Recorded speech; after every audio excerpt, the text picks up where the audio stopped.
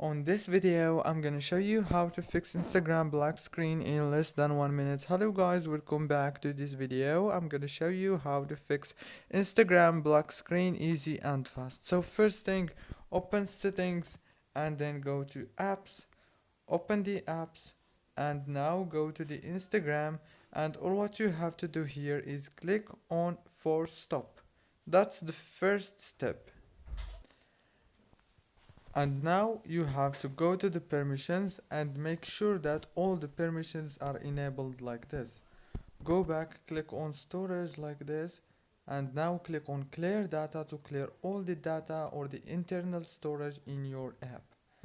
After that, last thing you want to do is make sure that you have the latest version. If you don't have it, open Play Store or the App Store if you have iPhone and search for Instagram and click update. Don't forget to like, subscribe,